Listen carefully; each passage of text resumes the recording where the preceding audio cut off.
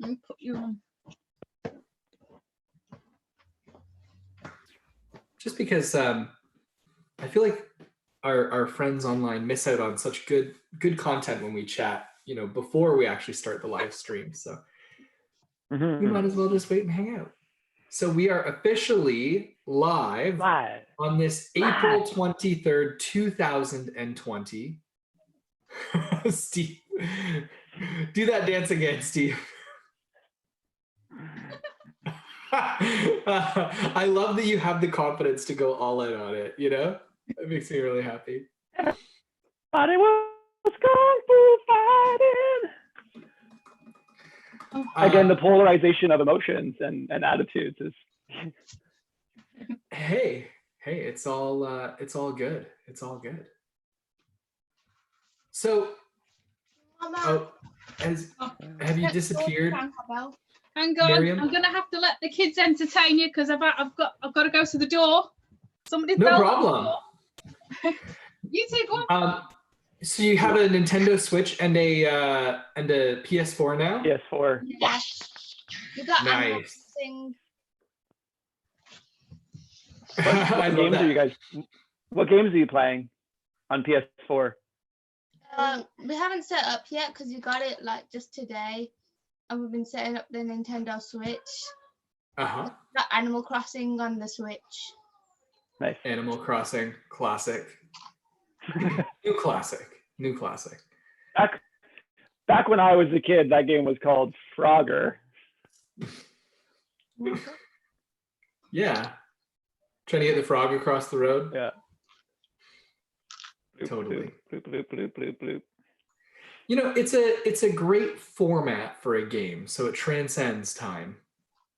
Yeah, this is like piggybacking off of that. One of the things that Ellis is really in, like some of the games that he gets into are basically just rip-offs of Super Mario Brothers. Like the first one. Like all side scrollers. So many, all side scroll games, but even the layout is relatively the same. Like he was playing one the other day that a free download, and the setup, like the first level of the first stage was exactly the same as the first level in Super Mario Brothers. Right, so but instead of Goombas, they're like little cloud creatures that you have to jump on. But it was literally, you walk up and there's like a brick, a box with a question mark on it, a brick, a box with a question mark on it, and then another brick, and then a green tube. And I'm like, this is such a rip off of Mario. So I did a quick little Googling, and apparently there are entire lists of games that are shameless. I'm quoting a IGN article here. The 13 most shameless Super Mario ripoffs on iPhone. Clones so bad they will haunt your dreams. I'm sure Steve is appreciating that your video just froze though, so I couldn't see your immediate appreciation. Yeah. Isn't it haunt your nightmares, not haunt your dreams? Oh yes, nightmares, not dreams. I guess they're saying dreams because you'll be dreaming about the game rather than it being a nightmare and frightening you. Giant child is back. Giant child is back. Okay. Love it. Love it. And that's a very warm, great color on the wall. Especially the way that the light just like catches it. Yeah. All right. So let's dive into a brief meditation. Shall I guide us through meditation to start? Sure. Yeah. All right, cool. So everybody, you folks, I mean, the three of you are looking like you're really quite comfy, cozy. Let's just, in any posture you want, find yourself in a pose, whether laying down on mom's lap, anything you need, where you don't feel like you'll need to adjust for a few minutes. Let's get ourselves really comfortable here. And if you're willing, I'd like to invite you to just take a moment to have a breath on purpose, eyes open or closed, fixed or slightly out of focus with the eyes, whatever works for you in this moment. Just take this moment right now to notice where you're at, to notice what you're experiencing.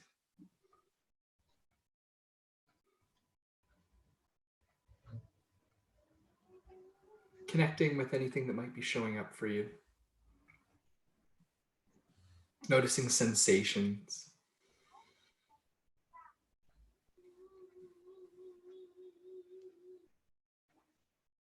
Sounds.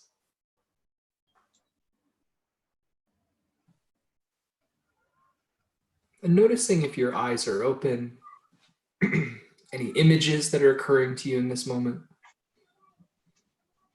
Or if your eyes are closed, if your mind is presenting you with images.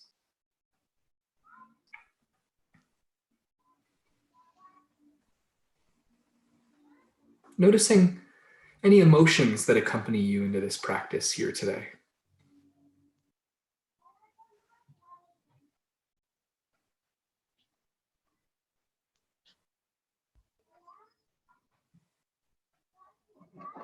And shifting from acknowledging sensations, images, any emotional states, to noticing thoughts that you may have on your mind.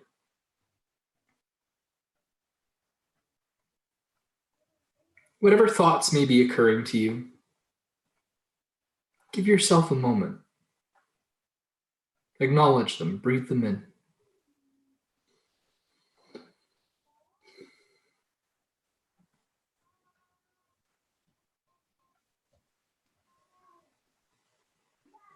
This is a space where we've chosen to come together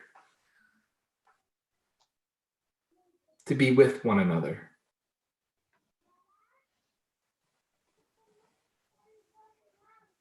To share our attention and our time.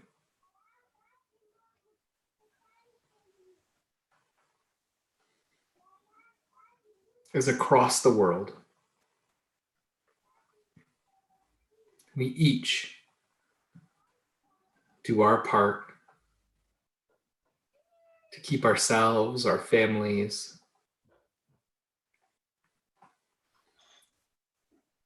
safe.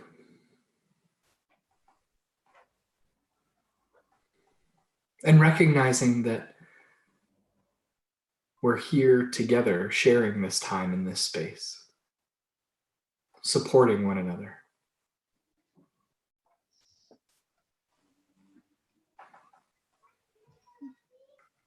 And give yourself a moment to acknowledge that just being on this call, hopping into the chat, being present with this, is a commitment to the other people that are here.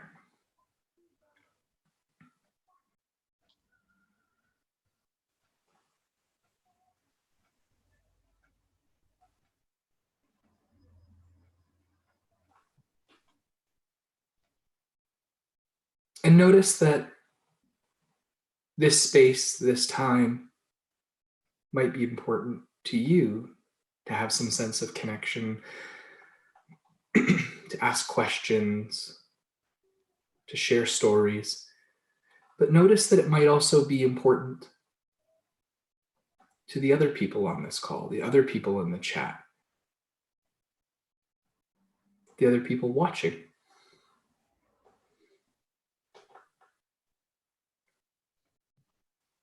Notice that we're here together. Before we end this meditation, just give yourself a moment to breathe in your awareness, even expanding your awareness, to understand that there are people that may read the comments that you write or the notes that you put in the chat, might hear the things that you say on this call that impacts them in a meaningful, positive way. People that you may never even meet.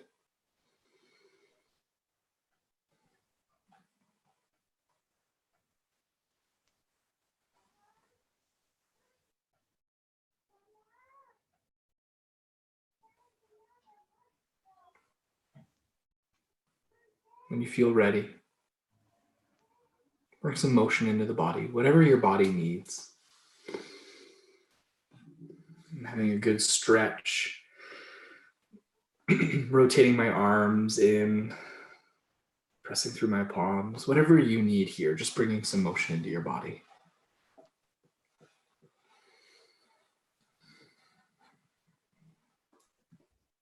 If you're willing, opening your eyes, returning to this space. Lynn Oliver says hello. And my friend Vanessa says hello from Peru with a heart and hands. Hey, do you know who Lynn is, right? Tim, you know who Lynn is? That's Adele's mom. Oh, Lynn Oliver. Oh, that's cool. Hi, Adele's mom. Yeah. That's really awesome. Welcome to the live stream. Yeah, she's been watching them all. And Rebecca is saying hello with a smiley face. Hi, That's really cool. Rebecca. Yeah. I think you were saying hi, Rebecca. Is that right, Steve? Yeah, hi, Rebecca. Okay. It did that thing where like it made your voice.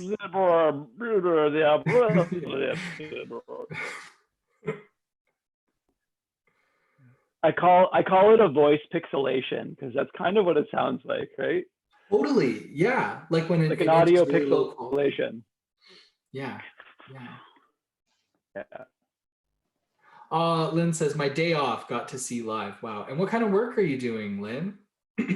It's cool that you're still able to work. Oh, and Vanessa says, thank you for doing this. Vanessa, thank you for being here and participating in the super chat. Super chat. Super chat. Super chat. All right, now that we got that out of our systems, how is everybody today? Miriam is sleeping. Yeah. She's out. And sleeping. Got a little smile on her face. I was sleeping, but you lot are being loud. Well, you know, this is like a conversation thing that we're having. Okay, let's socialize. Yeah, socialise. You're ready now. How are you two? I need the pillow back. I'm tired today, but I'm doing good. Rebecca says hi, Steve, and Lynn's saying that you work in retail. So I know a lot of retail stores are closed, Lynn. So you must be working in a field where it's essential for you to be open. So I hope that, I mean, I'd be really curious to hear from you, Lynn. Like, do you feel safe? Is your work offering you protective equipment? I'm always curious about like sanitizer, masks, barriers between yourself and the masses that come to retailers. Yeah, Lynn's got her mask on. She's always got her mask on. Right on. Well, and then if you're working working at Walmart, she makes them as well. Oh, yeah. Oh, very cool. Oh, and Lynn, do you sell the masks that you make? That'll be, if so, hit us up with your email address or an email address where people can reach you in the super chat, and we'll let our friends know in case they're interested in getting a mask. Lynn would be in Ontario, Canada, so it might not be practical for people in Peru or elsewhere. We do have quite an international audience here. Yeah. All right. And how are you doing today, Steve? I'm pretty good. Today, as far as like mentally and emotionally is concerned, today feels like a pretty good day. I got up a little bit earlier this morning, which was nice. And then I did my sitting practice before everybody got up. So that was really, that felt really good. Yeah, and then had breakfast with the kids, and my son my son and my daughter both did a Zoom call with one of Ellis's friends from school. Yeah, and then so it was good. And then we played this morning. Ava and I were playing Prince of Persia on the Xbox, so that was a good time. Now that's a classic. Yeah. Prince of Persia. But not like Prince of Persia, like Commodore 64. Like that's classic. Yeah. Like that's Prince of Persia, open world, 3D graphics. Yeah. So that's what we were playing this morning. It was super fun. Very cool. Very I cool. woke up. How about you? How are you doing this morning? Oh, go ahead, Miriam. I woke up at midday. As usual. As usual. I had a hard time getting to sleep last night, and my alarm woke me up this morning, which is unusual for me. I commonly wake up. Oh, see, there it is. Pardon me. Oh. So I'm not feeling as well rested today. Yeah. So I'm dragging a bit, but that's okay. I'm here. I'm present. That meditation helped me to just kind of let go of some stuff and just be with you folks. Yeah. I'm also I was reviewing this Act for Addiction course that I've developed. Shout out Shameless Self-Promotion to my training site. You can, if you go to the zensocialworker.ca, you can find it very easily. And the course is on sale right now. But I was kind of going through the course, and I noticed that there's a lot of overlap with complex trauma, because so many of my trauma folks are finding it, using substances and other forms of addiction to kind of compensate for some of their difficulties. And I've been thinking about retooling my Act for Addiction course to be about addiction as well as complex trauma. So that's kind of exciting for me.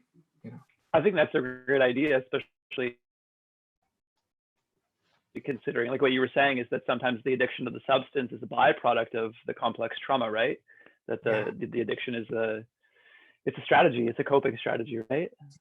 And I can say that for myself, like for instance, just to be like transparent to everybody, I never got into anything really hard when I was a kid, or when I was younger, but like I started smoking cannabis when I was 15 as a way to mitigate my social anxiety. Not that I'm like, everybody, that's a good way to do it. But like that was the way that I did it. And it was, I don't do it as much these days, because I don't need to, because I have other tools under my belt. But that it was definitely a helpful tool. That there were moments in my life where it started to become more of an addiction, where I was doing it just for the sake of doing it because it was comfortable and the pattern was there. And then it was a way for me to go out and be in public and not feel so overwhelmed by my emotions and sensations. Absolutely. Yeah.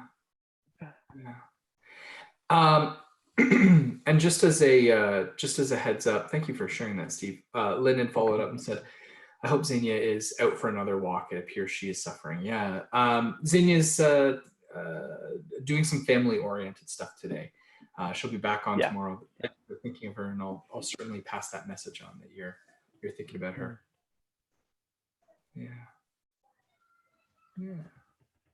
Yeah, thanks for sharing that, Steve. Oh, you're welcome. Yeah. So I think Can we talk a little bit about that? Yeah, I'll sort of like send the kids downstairs. And I shut the door. So I said to them, I said, oh, do you want to go downstairs for a bit? And it was like, the look's a bit like, you're trying to get rid of us? And Vanessa said, thanks, Steve. Yeah. Yeah. Oh, you're welcome. Welcome. Yeah. We got to do something about your internet connection, Steve. I don't know what. That's something. I know that nobody's on the internet here, but we've also been having problems with our internet lately. That's right. Yeah. I feel like the East End, the East End cable company people don't really treat us very well. There might they put like a piece of gum on the wire, and then they leave. They're like, there you go. That's an adhesive, right? Yeah. That'll secure the connection for sure. Totally. Oh, Steve. Well, I wanted to jump off of like how much courage it shows in you sharing what you did. yeah, I thought that was just really beautiful. And it's an interesting kind of balance, because we're so quick to pathologize, numbing out strategies and things that people do to try and compensate, right? Self-medicate. When in reality, like I think that that's a pretty normal way of existing. There's a lot of hurt and there's a lot of feelings that are quite overwhelming for us. Mm-hmm. Mm-hmm. Yeah, and I think that sometimes whatever it is that we use, when not abused to like a higher degree, really allows us to kind of meet some of those sensations or some of those thoughts more evenly or more efficiently. Yeah, that's cool. Yeah. Vanessa's saying, I'm struggling with the guilt of not being drawn to being productive enough. Mm-hmm. Yeah, ditto. Yeah, I'm going to have to agree with that. Yeah. Because there is a lot of people who are saying, use this time to do this and use this time to do that. And you can, you can be like superhuman, basically. And it's like, I just don't want it. Mm-hmm. And it's like, but then there is a lot of people who are sort of like niggling at the back, sort of like making you feel guilty about just not pushing yourself too hard. Yeah. I'm pretty sure I had shared this previously, but somebody had, Vanessa's following up saying, as psychologists, we sometimes feel that we have to have all the answers for the people who come to us. Yeah. I get that, Vanessa. I think that's a part of why I find ACT so empowering, is that I can validate my client's experience and say, as an expert in human behavior in general, I can tell you that struggling and suffering is not the psychology of the abnormal. That's a pretty normal experience, and it's learning how to work with it, right? Yeah, really acceptance being our way of managing, rather than, being these uber psychologically healthy, I never engage in escape behaviors. Lest we forget, what do we call the species in science that never escapes pain? Who are these people, though? Like, who are these people, though? I don't know any of these people. Yeah. It's a cartoon, isn't it, Steve? Yeah. It really is. It's like, I kind of think of it like one thing that I really used to love when I would hear Michael Stone say it in his podcast and his teachings is like, the idea of the nuclear family is just an idea and a concept that is completely unattainable for anyone, right? To say that you're going to have you're going to have your job and you're going to have your car and you're going to have from a North American standard, you're going to have your white picket fence and you're going to have your beautiful partner and your 2.5 kids and your dog. And you're also going to have a really healthy sex life and you're going to get to work out and all the dishes are going to be done. This is a standard that we set up for ourselves that's completely unrealistic for anybody. And then I feel sometimes when you have, let's say, the people that check off more of what I'm going to call the superficial boxes, right? Like, I have the house, I have the car, my hair's did, I have the kids, that there's still consistently what we're seeing is a sense of lack, or the mental emotional aspects maybe are not checked off, right?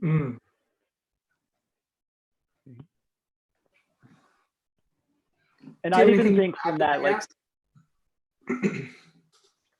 for me, I even think of it as even from let's say a biological, biomechanical sort of perspective, is that we have this idea of a human skeleton and what that looks like and what perfect posture is and what the angle of spinal curvatures might be. And yet they're completely based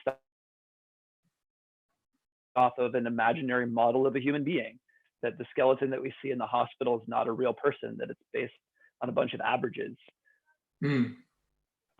Yeah.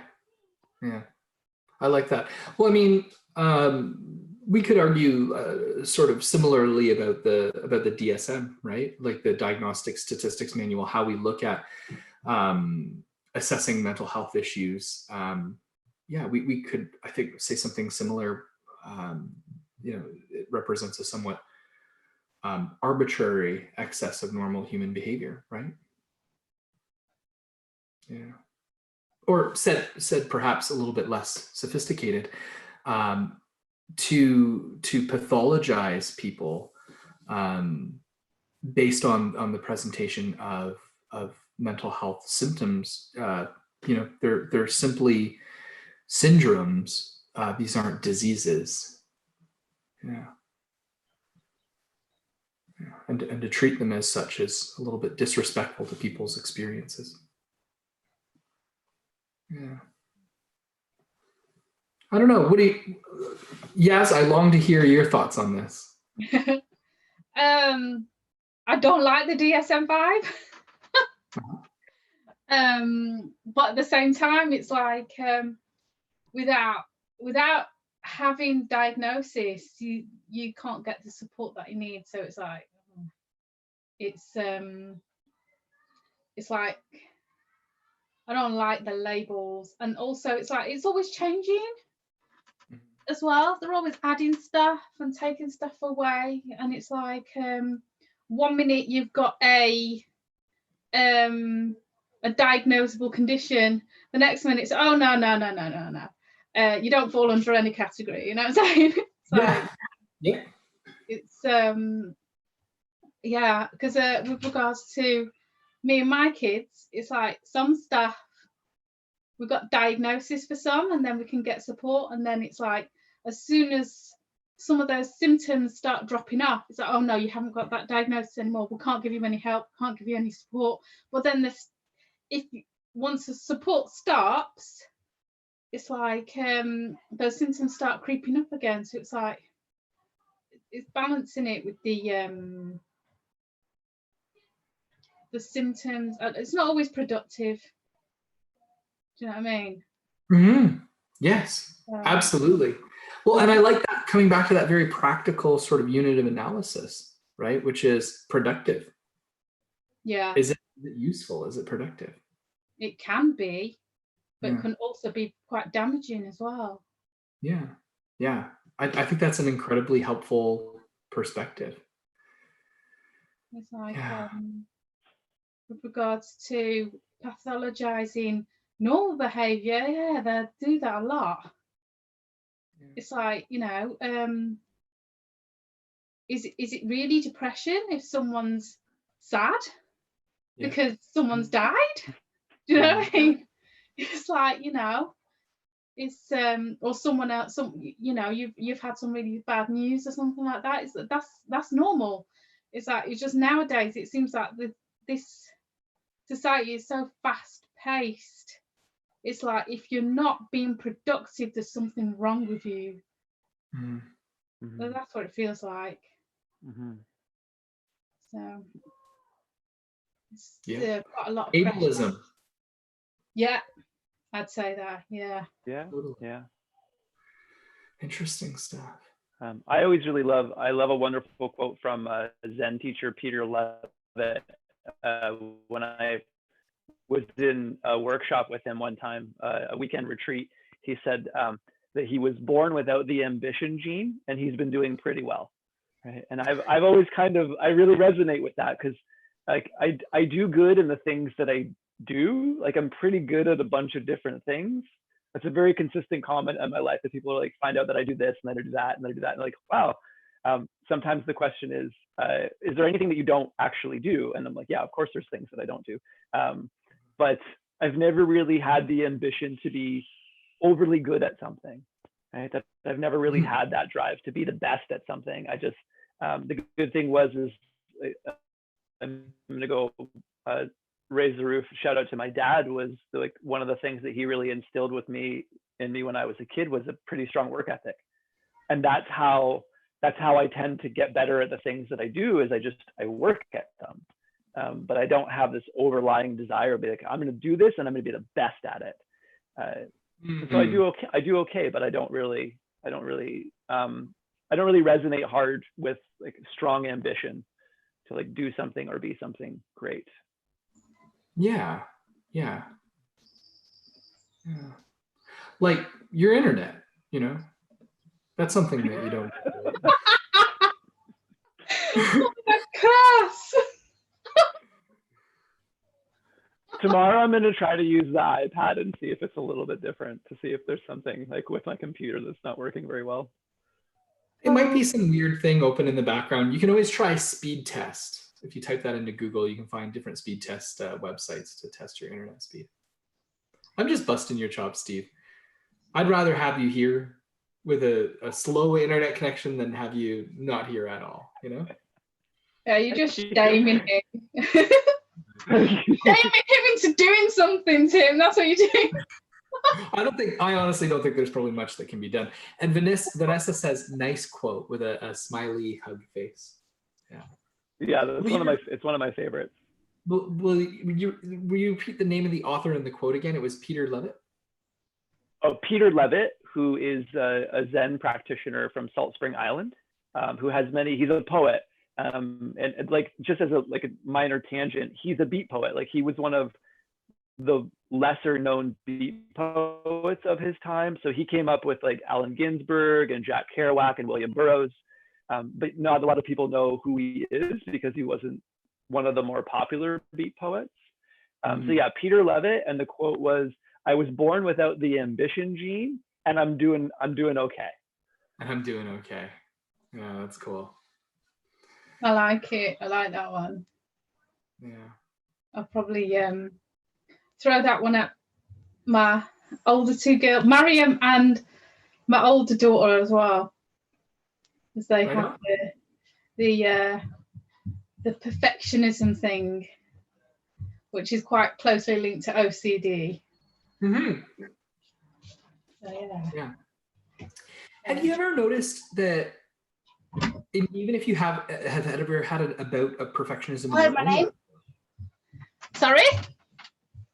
What was that? I was just talking about my own experiences of perfectionism. Like, have you ever noticed, if you ever had moments of perfectionism in your own repertoire, have you ever noticed it's really hard to confront that perfectionism? With me, perfectionism is not particularly a problem. Except for medicine. Except for what? Oh, wow. So, but what about you, Mariam? What about me? Perfectionism. Yeah. What are your thoughts on perfectionism and managing it in your own world? Quite difficult, and then there are a lot of stuff that goes wrong, and then if you try to make it perfect, then if one thing goes wrong, it's stressful. Then just a little bit of things going wrong or something, and then if you expect it to be perfect and you want it to be perfect, and then if a little thing goes wrong, then it's really stressful. Well, and it's hard to control for those things, isn't it? This is a power cord. Yeah, that's a power cord. Okay. And she's off. She's trying to set the PlayStation up. I got you were going to add something about perfectionism. Yeah, perfectionism. I think previously I've had issues with perfectionism, and I was deeply unhappy then. Very, very unhappy, because I was constantly trying to get things right. But now I'm a lot more relaxed, and because I'm less bothered about getting things right, my whole outlook, I'm a lot more relaxed generally, and I can handle life a lot more easily, and I just get on with things as much as I can, rather than before, when I tried to get things right, there was always reasons in the way why I couldn't do things, because like I couldn't do it exactly the way that I wanted to do it. So or getting angry because I had a plan and I wanted to do something and things were not going right and I couldn't get it right. Yeah. I wonder if I may kind of like inquire about that a little bit. So it sounds almost like what you're talking about is what happens like outside of you yourself, like how much control you have over that, or how much, like what the outcome actually is, right? Yeah, so that was quite controlling. Yeah. So Yeah. previously I used to be extremely controlling, Mhm. especially because so come out close to the girl. Sorry, I don't want to talk about that. This in front of the kids. No, I totally respect that. Yeah, you're a great parent. So, hang on. We have I also think it's super cool Yeah. that you have the kind of relationship with your kids where they feel comfortable coming in and being a part of conversations, and that you're able to establish like boundaries with them, and you know what I mean, let them know when it's a good time to leave, and that they respect that. Like that's just very inspiring to me personally. Yeah, I know, I'm wonderful. Yeah, she's leaving the room again because she sneaked in. She heard you say that and she disappeared again. And she's like, "Oh, you know, I think I actually need to hear this, Mom." I'm gonna have to look for those cables in a bit. I can't deal with that right now, baby. Don't know. So Don't know. you just gotta let them figure it out, isn't it? Because if you direct them all the time of what they're supposed to do, they're not gonna get that opportunity to, you know, figure things out themselves. You know what I mean? Totally. So yes, that's completely different to how I used to do things as well. I used to be extremely controlling. Said, I want you to do this while I'm not around. I want this done and this sorted. Yeah. And then I'll be annoyed if it wasn't done. Yeah. So it's this completely different type of parenting. Yeah. And kids are a lot more calmer, relaxed, and my younger two are a lot more different than my older two. So I was in a controlling relationship back then as well. Okay. Very controlling. So you start behaving like that as well once you're in that sort of environment. Yeah. Because totally. Your own perceptions and your own thoughts and ideas are always being questioned. So you start to believe that the other person is right. Yeah. So it's like, so okay, maybe this is the right way I'm supposed to do stuff. Maybe I'm wrong. Maybe I'm supposed to be a bit more firmer and harsher, and get the kids to do things the way that we want them to do things. And what is it about our perception of ourselves that is so easily undermined by others? Like Steve, you've talked about your history of being bullied. I was severely bullied in elementary and school and high school. Like, what is it about? I don't know. What do you folks think? Because like what you just said right there, yes, like deeply touched something profound inside of me. This idea that like other people can actually change our perception of ourselves, of what we do, and not just of our value, of our worth, but we can also start to say, oh yeah, I guess I'm not doing this appropriately. Well, I guess there is something wrong with me. Well, it's a degree of gaslighting as well. It's like being gaslit constantly. Do you know what I mean by that?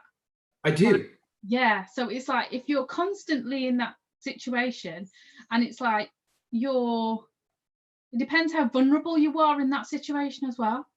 Yeah. And how whether you can escape for that. Because a lot of people say to women who've been through domestic abuse, well, if it was so bad, why didn't you leave? And said that, yeah, it's like, you know, in that situation, for a start, you've been taught to think that you can't do things on your own. You need this other person to survive. Do you know what I mean? So it's like, it depends on how vulnerable you are. It's like, you know, for instance, if you got bullied when you was at school, you didn't have the power to change what school you was at. You didn't have the power to change who your classmates were. You didn't have the power to, deal with a class teacher who was being difficult, like not taking care of you. Do you know what I mean? So it's it really depends on how vulnerable the person is too. Yeah. Laura said perfectionism to me is equal to stress. And also says, I'll follow it up with, also, if you focus on things being perfect all the time, it's hard to appreciate small things, and that imperfection is better sometimes. I like that. Yeah. I was actually Like the thinking, Holy Grail. huh? Like the Holy Grail. I don't know. I kind of use that reference quite a bit for like this idea of a model that we're supposed to live up to, or perfectionism. Is that for anybody that knows the story of the Holy Grail, especially if you've seen Indiana Jones and the Last Crusade, is that the Holy Grail was the cup that was like the ugliest and the dirtiest and the most imperfect. And that's right. That's the thing, right? That's the most important thing in that story, is the Holy Grail, and it's not this big shiny cup that's golden and covered in jewels. It's the dirty little cup that you can't even really tell that it's a cup. Yeah. Very cool. Yeah. I was thinking about that perfection. It was when I was looking at my garden, because I was like looking at my lawn. Yeah. It's got like, you know, it's kind of it's bumpy. It's not your perfect lawn. Like, it's got like, what is that, the clover and stuff growing on it and stuff. I mean, I've mowed it, yeah. And my mum, she's sort of like taken all the extra grass from the pathway and stuff and things like that. So it looks okay, yeah. But it's like, I think that if I was in my perfectionist mode, I'd be sort of like getting stressed out that I ain't got a perfectly flat lawn. Do you know what I mean? And it's like, look out, it's like, I'm just happy with what I got, yeah. It's a lawn the kids can play out. It's a nice space. If it was hell-bent on perfectionism, I wouldn't have the space, that nice space. I wouldn't have bothered to mow the lawn because it's not a perfect lawn. Do you know what I mean? Of course. Yeah. So I was just sort of like appreciating how I am now compared to how I used to be, because I was, okay, for want of a better phrase, I used to be a miserable cow. So, like, you know, I kind of like lightened up a bit, and I think that I'm really, sounds bad, but it's like I'm so happy that I'm not in that relationship anymore. Absolutely. And I feel bad for the kids, that, because, like, for instance, my I don't want my kids to hate their dad. Do you know what I mean? But then I've got this frustration that they can quite clearly tell that, you know, so I avoid talking about him. So because Miriam, she picks up on it a lot. She's like, are you okay? She's pretty savvy, isn't she? Yeah, she is. But she, you know, the worst thing about having a child who's been through therapy, is they psychoanalyze you as well. Yeah.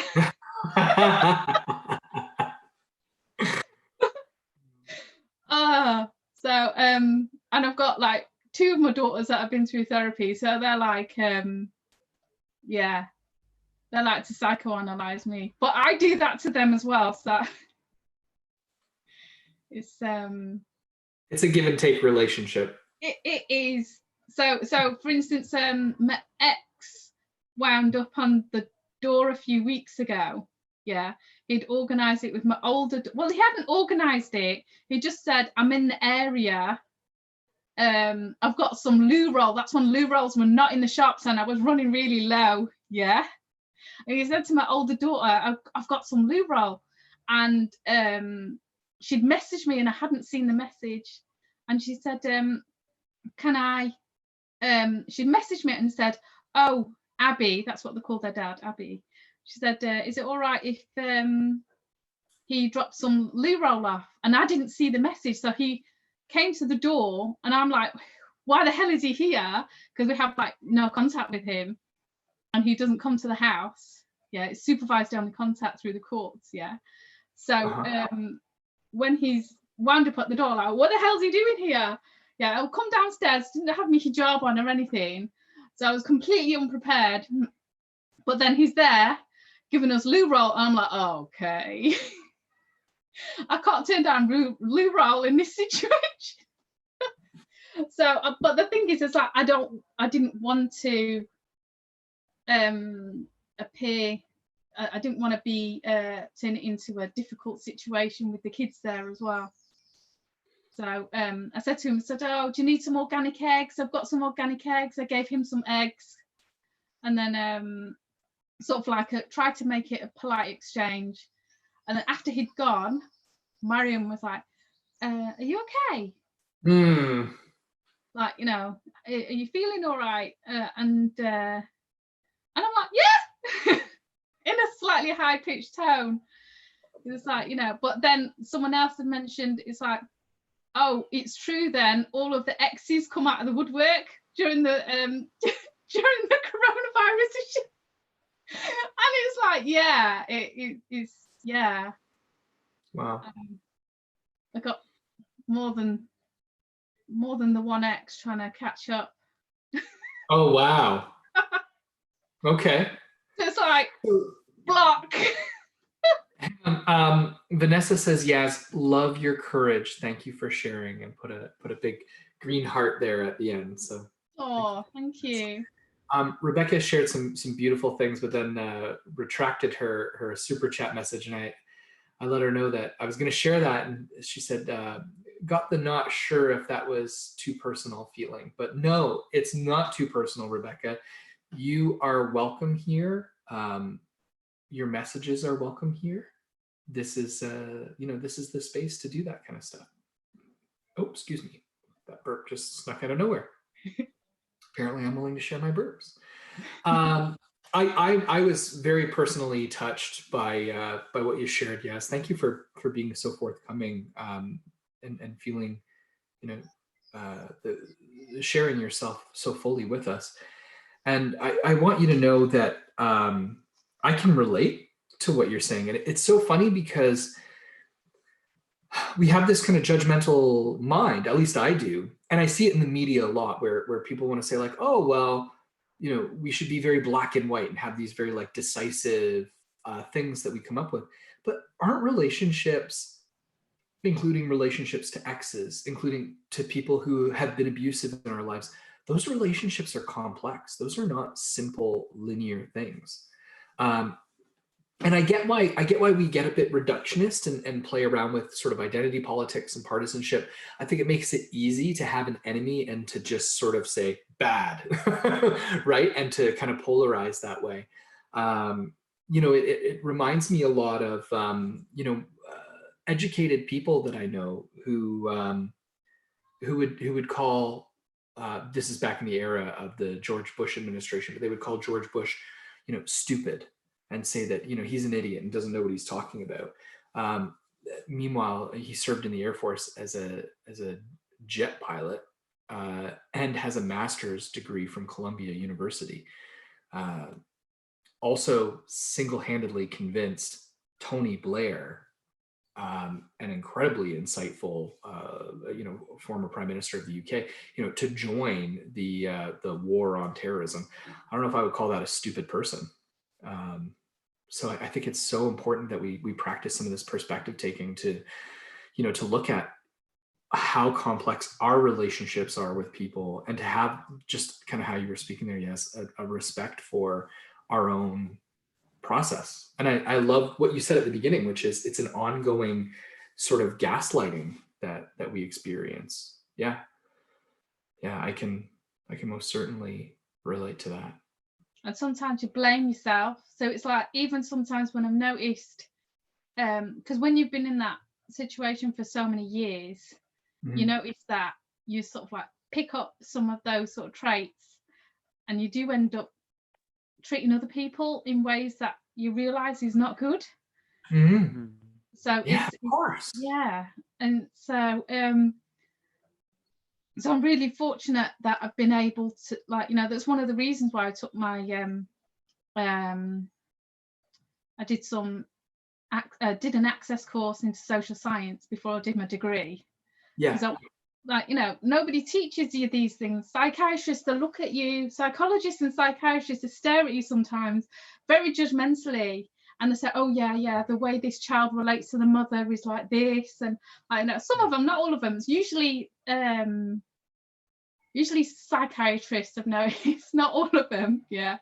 But my experience is that they sit there and then I just wanted to stay quiet, because I was like, look, I don't want to know what you think of me because you've already decided that. I want to know what to do to help my relationship with my child. Yeah. But all they want to do is pathologize. Oh, the child is like this around the mum, the mother speaks like this, the mother's like that, blah, blah, blah, blah. And it's like, just tell me how to fix this or how to work on and try and make this better. But nobody was doing that. So I was like, I've got to do it myself. So I think there's not enough real support out there for parents. And it's a very blamey sort of situation. So. Yeah.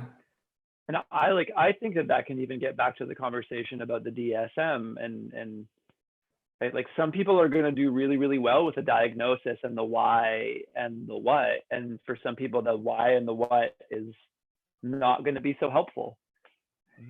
So for some people, it's going to, okay, I've got this diagnosis, and then maybe there's a game plan for that, whether we're talking about mental, emotional, or even like, let's say like a physical injury. And then for some people, the diagnosis or like the what and the why can almost get in the way of the process of then unraveling what needs to unravel or working on what needs to be worked on. Yeah, definitely. You never really got to that stage of unraveling things properly, because I think it's in England, it's very much a postcode lottery with regards to how good mental health care you get. And especially for children's services as well. Birmingham is quite well known for having really bad children's services. So it's like things do not get picked up on, or they don't necessarily give the correct service at the correct time. So professionals, they kind of like get a bit panicked sometimes, and they start throwing interventions at you when it might not be appropriate, just to show that they're doing something. And in fact, it can be quite damaging, some of that. So it's really difficult, I think. I mean, I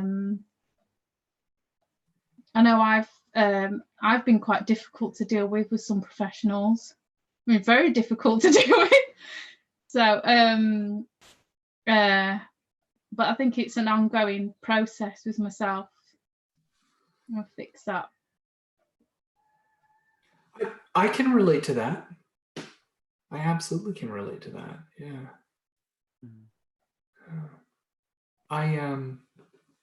We're quickly running out of time. I wonder, I'd like to share something really quick. Rebecca did follow up and share. I'd like to read this. This is really nice. Yeah. I was diagnosed with complex trauma and found it to be helpful, the diagnosis. I blamed myself for my struggles and tried to perfect myself. Now I understand it's not my fault and can do the things I value. Very cool. Very cool. Yeah. Yeah. So, perhaps before we move on, maybe I can share the personal story for tomorrow, and we could pick it up from here. Okay. Yeah. And then you can spend a bit more time going through it. Yeah, that's right. Yeah, and we won't feel crunched for time. Yeah. I so appreciate this connection and this time. Lynn says, DSM, what is this? Diagnostic Statistics Manual. And it's the, within the disease model, it's the, within medicine, it's the sort of cornerstone for diagnosing, at least in Canada, the UK, and in the US. Some folks follow the CDC's manual, but most mental health professionals use the DSM to diagnose mental health issues. Yeah. So it's a collection of different diagnoses and their criteria, as well as empirically supported treatments for those diagnoses.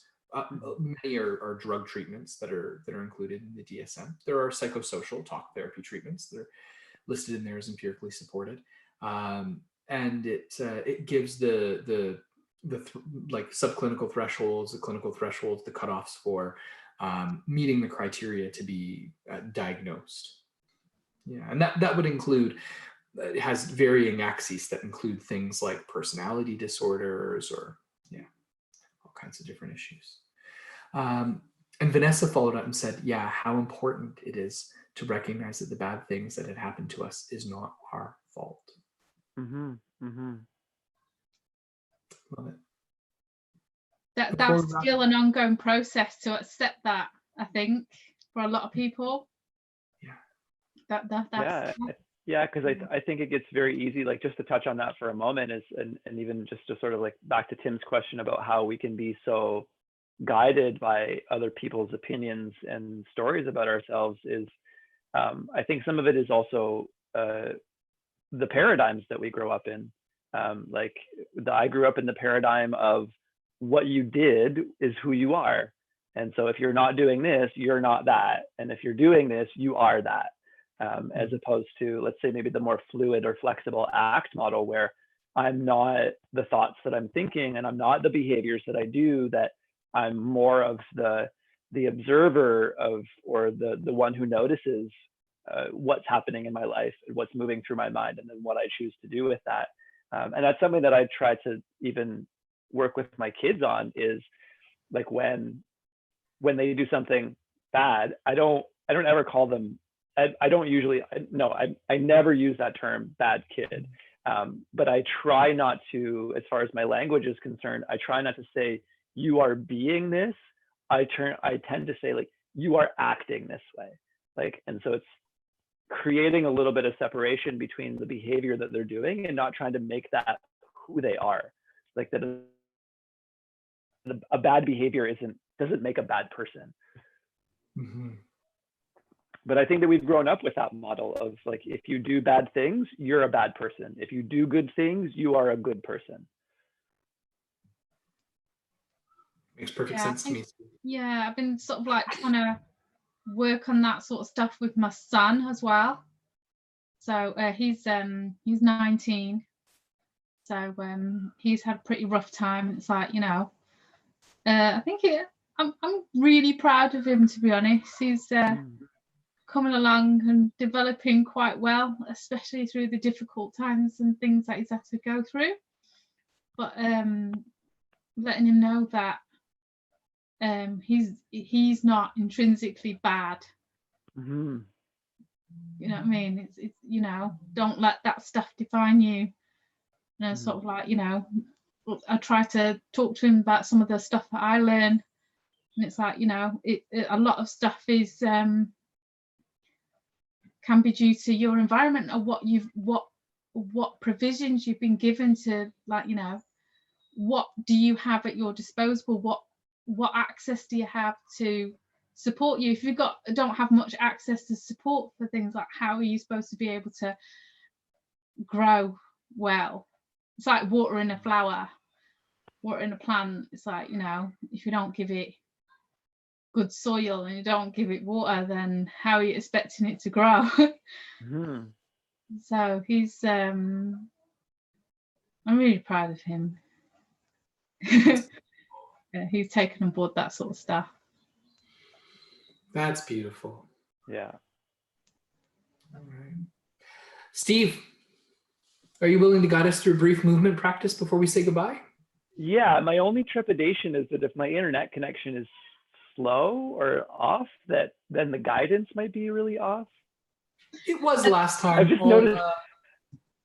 I've noticed this in my mind lately, like, since you've mentioned the internet connection, it's just like thoughts coming up, like, oh, don't say too much or move too much because you're gonna be Oh, super slow. no, you know what's funny, Steve, is that yesterday when you were guiding us through movement practice, when it had frozen, it was fine, and it had only happened actually very infrequently, so I wouldn't sweat it. Okay. Sorry that I made Okay. you. I'll do movement practice then today for sure. Cool. Yeah. So we're gonna be standing. We're gonna do some standing stuff. Okay, I'm just going to move. I'm going to do the same thing. Move. Yeah. You don't. Okay. Let's say this. You don't have to be in standing, but this is a kind of a nice sequence if you can do it in a standing position. I'll just make sure I'm good and that. Sorry, you can see my messy top of my drawers. Sorry. I just always make sure that my wife's bras and stuff are out of the way. Oh, sugar. I was like, oh, bras. It's okay, Yaz. I'm sure we've all seen a bra before. Oh dear, I'm going to stay silent. So the movement practice that I want to start with today is going to be whether standing or seated, to have the arms, upper arm bones at your sides, and then the forearms sort of out in front. And what we're going to start with two movements known as supination and pronation. So supination is when the palms are facing up and the thumbs are facing out. And then pronation is going to be when the palms are facing down and the thumbs are facing in. So we'll start by moving just like this. Palms facing up, palms facing down. We'll do that a few times. And as you do the movement, some of you might be able to feel how it's happening, that it's really primarily a movement of the forearm. Okay? So the reason why the hand is changing position is because of what the forearms are doing, supinating and pronating. Okay? And you might even like look down at your forearm for a moment and kind of just to see that that's what's happening. Okay? And then I want to continue this movement as you straighten the arms down to your sides. And as you do that, then allowing that movement to continue into the upper arms.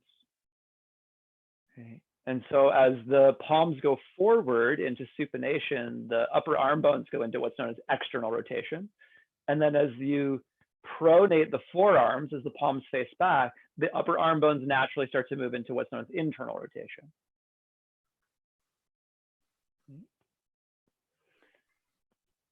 And then we're going to expand this a little bit further into the shoulder blades, where as I internally rotate, as I pronate and internally rotate, I'm going to let my shoulder blades come away from my spine, but I'm not really going to round my spine yet. And then as I supinate and externally rotate, I'm going to feel how the shoulder blades move closer to the spine.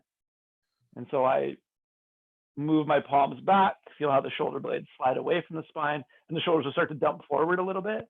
And then you roll the palms open and allow that movement to continue up. And then we're going to start to continue that into a spine, where as the palms face back, as the upper arm bones internally rotate, the shoulder blades move away from the spine, and then we're going to start to round out and drop the head. And then to come back up, we're going to start the movement again at the forearm. So we're going to supinate the forearms, externally rotate the upper arms, draw the shoulder blades in, and then start to move into a bit of a back bend, and the head might even lift up. And then again, starting at the hands, palms face back, arms roll in, shoulder blades away from spine, spine rounds out, and the head drops. And then the palms start to face outward, the upper arms follow, the shoulder blades, and then the spine. Okay? And we'll do that a few more times. So starting the movement at the hands and working your way up into the arms, into the shoulders, and then into the spine.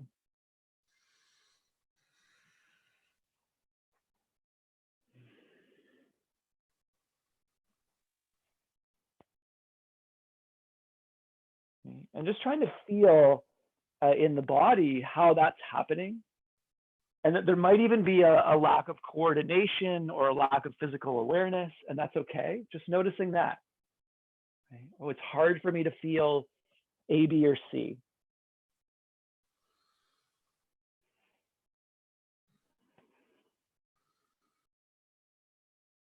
Good. And then we'll go one more time, right? Rounding forward.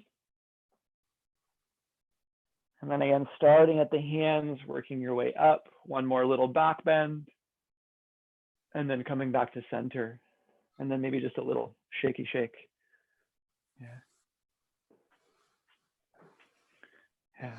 One thing that I really love about a sequence like that is just when you can start to feel it, recognizing how body parts can't be separate, how one movement of a body part will naturally flow into another movement of another body part, how everything is really connected in the human body. And I would say outside. It was difficult to isolate the movements. Yeah, and it's not that you can't isolate some of those movements, but to recognize that when we're talking about a human body and movement, that none of those movements are really isolated movements, that they're always going to be leading into something else or leading away from something else. Interesting.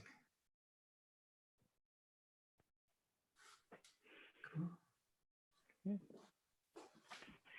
Great work today. Yeah, that was, I feel like today was a really beautiful conversation. It had so much depth to it. Not that we don't always have deep conversations, but I felt like we touched on some really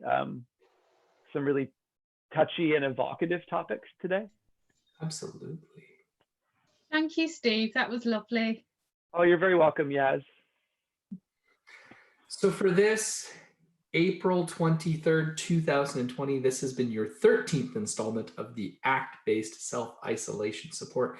Thank you all for being here and joining us. Steve, thank you for the movement practice.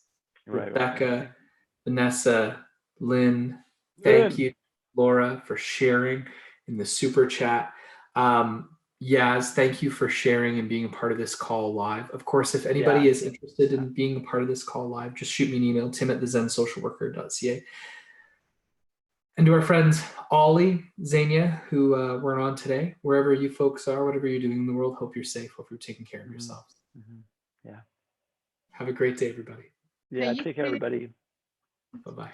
Take care. See you tomorrow.